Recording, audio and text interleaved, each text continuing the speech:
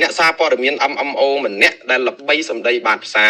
ចង់វិច្ចបង្វិចនាំប្រពន្ធកូនរត់ចោលសន្តិភាពត្បិតបញ្ហាសង្គមវាចាក់ស្រេះពេកលោកហើយលោក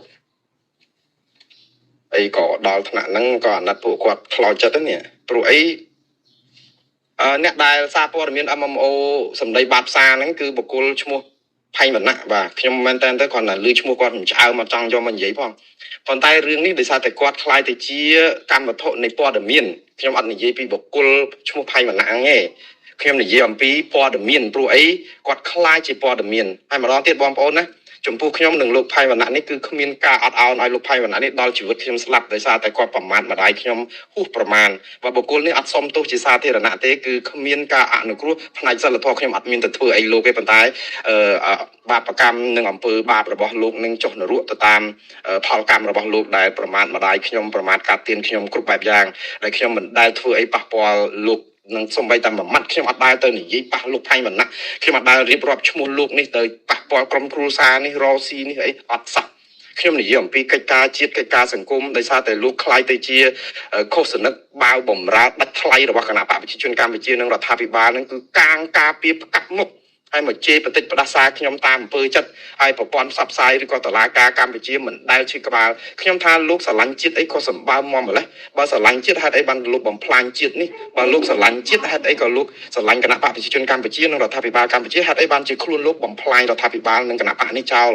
ដល់ពេលចុងក្រោយខ្លួនឯងក៏អាចរស់នៅស្រុកអង្គបានដែរគាត់ចេញសារមួយគាត់ថាគាត់ទ្រាំលែងបានគាត់ពិបាកចិត្តគាត់និយាយថាគាត់ចង់រត់ចោលស្រុកនាំប្រពន្ធកូនវិច្ចបង្វិចរត់ចោលស្រុកទៅនៅក្រៅប្រទេសស្រុកគេអរគុណសន្តិភាពសបាយសឹងអីលោករត់ចោលស្រុកលោកនិយាយភាសាបែបនេះគឺធ្វើឲ្យក្រុមប្រឆាំងនឹងបានឱកាសវាយប្រហារលោកហើយនឹងប្រាប់ទៅមេរបស់លោកហ្នឹងថាចុះគេប្រាប់យូរហើយតាថាស្រុកហ្នឹងវាអញ្ចឹងលោកមិនទាន់បានរងផលប៉ះពាល់លោកអត់ទាន់ឈឺក្បាលទេព្រោះអំពើអយុត្តិធម៌អីក៏ដោយដែលមិនទាន់កើតប៉ះក្បាលលោកគឺលោកអត់ទាន់ឈឺក្បាលទេឃើញគាត់ផ្សព្វផ្សាយព័ត៌មានសង្គមអីហ្នឹងគឺរឿងអ្នកនេះរឿងអ្នកនោះអីមកកណោក៏ដឹកដែរមិនមែនគាត់មិនធ្វើអីសោះខ្ញុំឃើញគាត់ប្រឹងធ្វើច្រើនដែរបថុយគ្រោះថ្នាក់ដើម្បីអាយុជីវិតរបស់ខ្លួនទៅដូរជាមួយនឹងការផ្សាយព័ត៌មានជេរបតិចផ្ដាសាឬក៏បាតផ្សាពេញបណ្ដាញសង្គមហ្នឹងទៅរៀលដាលមន្ត្រីនេះមន្ត្រីនោះខ្ញុំមើលទៅខ្ញុំសរសើរភាពក្លាហានរបស់គាត់ដែរប៉ុន្តែភាពក្លាហាននេះណាកុំតែមានខ្នងការពារនៅពីក្រោយទេបើកុំអីជាប់គុកមិនដឹងប្រមាណតំណទេព្រោះអីយើងអត់អាចទៅដោះស្រាយរឿងបញ្ហាជាតិដោយអំពើបាតផ្សាពាលាហើយទៅជេរបចោលគេគ្រប់ស្ថាប័នអញ្ចឹងទេគេអត់ដែលដោះស្រាយរឿងជាតិមួយដោយសាររឿងអញ្ចឹងទេហើយកន្លងមកនេះខ្ញុំជឿថាបុគ្គលម្នាក់នេះគេអោបកសោបហ្នឹងដោយសារតែចំណេញរបស់គេដែរព្រោះអីបានវាយប្រហារក្រុមបកប្រឆាំងក្រៅប្រទេសឬបានយ៉ាងហោចណាស់ក៏ជេរមរាយមួងណារ៉េតដែរអញ្ចឹងទុកសិនណាទុកប្រើដើម្បីខ្ចីដៃទាំងខ្លួនឯងក៏ដឹងដែរថាជាស្លឹកចេកដែលគេខ្ចប់ទេបន្តិចទៀតទៅគឺគេយកទៅកវត្តចោលហើយឥឡូវដឹងខ្លួនអស់តម្លៃខ្លួនឯងដែរដោយសារអីបញ្ហាចាក់ស្រេះអត់ប្រឹងជួយដោះស្រាយយើងនាំគ្នាមកជួយកម្ចាយក្រុមប្រឆាំងឬជេរប្រចាំបតិចប្រាសាឥឡូវអាក្រុមគ្នាឯងហ្នឹងពីលស៊ីពីលក៏ទ្រាំអត់បានគេប្តឹងជុំទឹះគេររឿងហើយឥឡូវខ្លួនឯងហ្នឹងនិយាយភាសាអញ្ចេះទៅទៀតថាបបាក់ចិត្តចង់រត់ចោលស្រុកថាអាមនុស្សទុកចិត្តហ្នឹងក៏ពុករលួយក៏ក្រិចពេញផ្ទៃប្រទេសអីចឹងទៅហើយទៅគាត់ថាគេបដៅគាត់ឲ្យចូលស្ទឹងតាមបត់កុំឲ្យឡូឡាចូលស្រុកតាមប្រទេសអីចឹងឲ្យស្លូតដូចគេទៅគាត់ថាគាត់ស្រឡាញ់ជាតិគាត់ចេះតែធ្វើអំពើស្រឡាញ់ជាតិរបស់លោកខ្ញុំកោតសរសើរខ្ញុំផ្ដល់ការដែលគោរពក្នុងការដែលមានទស្សនៈស្រឡាញ់ជាតិអ្នកណាក៏ដោយឲ្យស្រឡាញ់ជាតិទទួលបានក្តីគោរពរបស់ខ្ញុំប៉ុន្តែលោកមិនមែនស្រឡាញ់ជាតិទេលោកបំផ្លាញជាតិនេះបំផ្លាញជាតិនេះគឺដើម្បីលៀបសការៈបុគ្គលផ្ទាល់ខ្លួនរបស់លោកធ្វើឲ្យមនុស្សក្តៅក្រហាយពេញផ្ទៃប្រទេសលោកទៅសួរគេទៅអ្នកណាខ្លះដែលគេរករឿងដោយសារតែឈឺចាប់នឹងការដែលគប់គេផ្សាយព័ត៌មានចឹងទៅមានការសុំកលុំគ្នាក្នុងការនិយាយគ្នាចឹងទៅក៏មានការដោះស្រាយក្រៅផ្លូវការអីចឹងទៅបាត់ឈឹងចឹងទៅនេះឬដែលជាការដោះស្រាយបញ្ហាតើបញ្ហាប្រទេសកម្ពុជាដោះស្រាយបានដោយសារការស្រែកបញ្ចោបាត់ផ្សាររបស់លោកតាមបណ្ដាញសង្គមឬក៏តាមយន្តការតុលាការឯករាជ្យមាន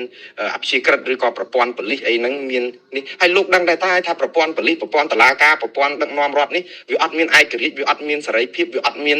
ភាពតម្លាភាពដើម្បីឲ្យមានលោកស្រែកដល់ដាច់ខ្យល់ស្លាប់ទៀតក៏វាអត់ទៅមុខដែរដោយសារអីវាទៅដើមខ្សែលោកកំពុងតែអង្គុយផ្លុំផ្សែងដូចតែគេដែរហ្នឹង លោកមានបានរួចភ្លើងឯណាបើលោករួចភ្លើងណាលោកមិនដែលថ្កោលទោសគណៈបកប្រឆាំងទេបើលោកចង់រួចភ្លើងស្រឡាញ់ជាតិនេះលោកច្បាស់ណាស់ថ្កោលទោសរដ្ឋាភិបាលរឿងបំផ្លាញសិទ្ធិមនុស្សនិងប្រជាធិបតេយ្យព្រោះអាសិទ្ធិមនុស្សនិងប្រជាធិបតេយ្យនេះគឺជាឫសគល់នៃការបញ្ឈប់រាល់អាបញ្ហាអាសកម្មដែលលោកកំពុងតែក្បាលហ្នឹងព្រោះបើសិនជាប្រទេសនេះមានសិទ្ធិមនុស្សប្រជាធិបតេយ្យត្រឹមត្រូវមានប្រព័ន្ធគ្រប់គ្រងអំណាចដែលមានគណៈបកប្រឆាំងមានតុល្យភាពស្មើគ្នាការបោះឆ្នោតដោយសេរីត្រឹមត្រូវនិងយុត្តិធម៌ប្រព័ន្ធតុលាការឯករាជ្យប្រព័ន្ធប៉ូលីសឯករាជ្យប្រព័ន្ធទាហានឯករាជ្យប្រព័ន្ធប្រជាពលរដ្ឋសង្គមស៊ីវិលសារព័ត៌មានឯករាជ្យអស់លោកដូចនេះនឹងមិនចាំបាច់មករវល់ឈឺក្បាលទេគ្មាននរណាគេស្ដាប់ផងសប្ថ្ងៃហ្នឹងគេអត់មានស្អីស្ដាប់មានចិត្តតែប្រឹងទៅអ្នកខ្លះហ្នឹងចង់បានស្ដាប់អាការបចោហ្នឹងហើយទៅបំផ្លាញគ្នាទៅវិញទៅមកចុងក្រោយទឹកដល់ចំបោះខ្លួនឯងក៏មានបញ្ហាអ្នកណាទទួលភ្នំនេះបានអញ្ចឹងបានថាយើងនាំគ្នាអង្គុយបកផ្សាយគ្រប់គ្នាហើយយូរមករករឿងអ្នកដែលខំប្រឹងអង្គុយទៅរកអាដំណោះស្រាយអីមែនតើហ្នឹងមកខែកមកខ្ទេចមកតិចប្រសាគេទៀតឥឡូវលោកចង់រត់ទៅណាវិញបង្វិចរត់ទៅណាគ្មានស្រុកណាដែលល្អជាងស្រុកខ្មែរទេខ្ញុំលើកទឹកចិត្តឲ្យលោកបន្តរស់នៅប្រទេសកម្ពុជាតទៅទៀតព្រោះនៅជួយការពារស្រុកយើងកុំឲ្យធ្វើដូចក្រុមប្រឆាំងដែលគ្នាអត់អាចនៅបានលោកនៅបានព្រោះដោយសារលោកអោបកសោបលោកត្រគណៈបកកណ្ដាលអំណាចនឹងណែនេះនឹងវាបានមកគេការពារគេកាងច្រើនណាស់ហើយដូច្នេះនៅបន្តនឹងទៀតប៉ុន្តែក្នុងពេលជាមួយគ្នានឹងត្រូវតស៊ូមតិដើម្បីឲ្យកែប្រព័ន្ធដឹកនាំរដ្ឋនេះឡើងវិញឲ្យប្រព័ន្ធនេះវាស្អាតស្អំមានតម្លាភាពបានលោកអត់រវល់អត់ភ័យព្រួយអត់ឈឺក្បាលអត់គិតថានឹងលួចរត់ចោលស្រុកនេះវិញមានគណៈបកប្រជាជនណាអ្នកគ្រប់គ្រងរដ្ឋាភិបាលកម្ពុជាណាចង់រត់ចោលស្រុកអរគុណសន្តិភាពដែលហ៊ាននិយាយធ្វើហើយនាំគ្នារៀបចំវីសារហអ្នកការអ្នកអីនៅអាមេរិកអូស្ត្រាលីកាណាដាទិញផ្ទះទិញសម្បែងទ្រព្យនៅក្រៅនឹងអ្នកមានគេទិញចង់អស់ហើយចាំតែរត់តែគេមិនដែលប្រាប់ដូចលោកផងទេហើយលើលោកមកប្រាប់អញ្ចឹងធ្វើឲ្យប្រជាប្រដ្ឋទលន់ដែរថាអូចេះឈឺដែរតាមពិតលោកក៏ជាមនុស្សដែរខ្ញុំក៏មានសមានចិត្តជាមួយគ្នាដូចគ្នាលោកប្រឹងណាប៉ុន្តែប្រព័ន្ធដឹកនាំរដ្ឋបែបនេះលោកប្រឹងអាចខ្យល់ងាប់ក៏អត់បានប្រយោជន៍ហើយតិចទៀតអាចនឹងរងគ្រោះថ្នាក់ដល់ខ្លួនទៀតអាចគេសម្លាប់ចោលឬក៏អាចគេធ្វើអីបើគេមិនដាក់គុកចាត់ទុកថាជារឿងសំណាងទៅវិញបានជាប់គុកមិនស្លាប់ប៉ុន្តែខ្ញុំសរសើរហ៊ានណាប៉ុន្តែការហ៊ានបែបនេះគឺបានតែលោកនៅក្នុងគណៈបកកាន់អំណាចហ្នឹងទេបើមិនជានៅក្រៅហ្នឹងក៏ពើស៊ីបាត់ទៅហើយទៅគាត់និយាយថាគាត់សរសើរនៅពេលដែលគាត់រិះគន់បញ្ហាសពគ្រប់គាត់នៅឆ្លៀតឱកាសមកអាចសរសើរថ្នាក់ដឹកនាំគាត់បានទៀតអាប្រព័ន្ធដឹកនាំរដ្ឋដែលធ្វើឲ្យគាត់កញ្ញាញ់ខួរចង់រត់ចោលស្រុកហ្នឹងគាត់ថាថ្នាក់ដឹកនាំសរសើរគេអនុវត្តគេមានគោលនយោបាយល្អតែថ្នាក់ក្រោមហ្នឹងប្រទេសផ្ដាស់ទៅបន្ទោសថ្នាក់ក្រោមសរសើរថ្នាក់លើ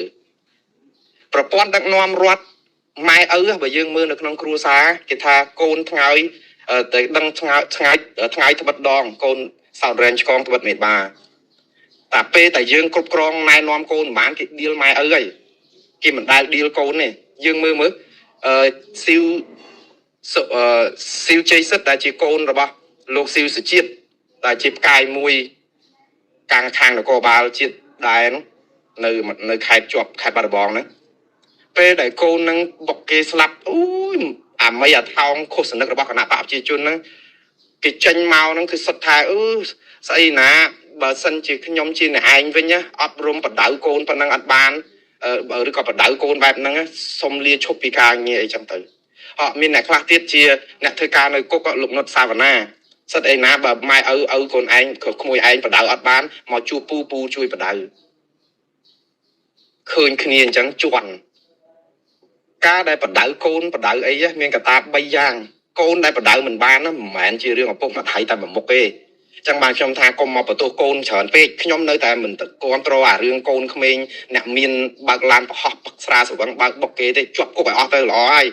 ប៉ុន្តែបើយើងមើលឫសគល់នៃបញ្ហាពេលដែលកូនក្មេងខ្វះការអប់រំទី1គឺគ្រួសារជាការពិតហើយទី2គឺសាលារៀនទី3គឺសង្គមដូច្នេះចំណែកទាំងអស់នឹងជួយគ្នាទាំងអស់គ្រួសារម៉ែឪតែមួយមុខក៏មើលកូនមិនឈ្នះដែរអស់លោកកុំគ្រាន់បើពេក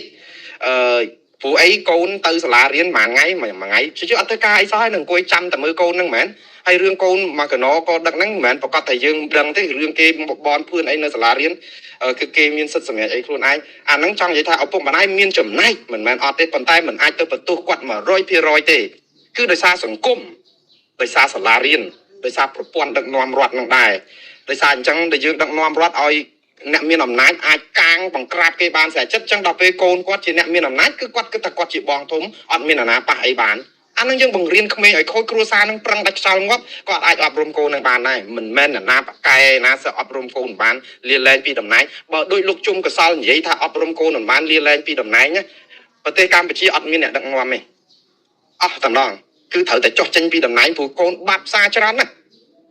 កូនចៅនឹងសត្វបាត់ផ្សារអញ្ចឹងដោយសារអីសង្គមយើងអញ្ចឹងយើងត្រូវធ្វើកែពីដើមខ្សែមកណាអត់មែនមកអង្គុយបក់ផ្សែងអញ្ចឹងទៀតទេដោយលោកផៃវណ្ណៈនិយាយអញ្ចឹងយូរទៅសរសើរថាមេគ្រាន់បើមកពីអាកូនចៅហ្នឹងឯង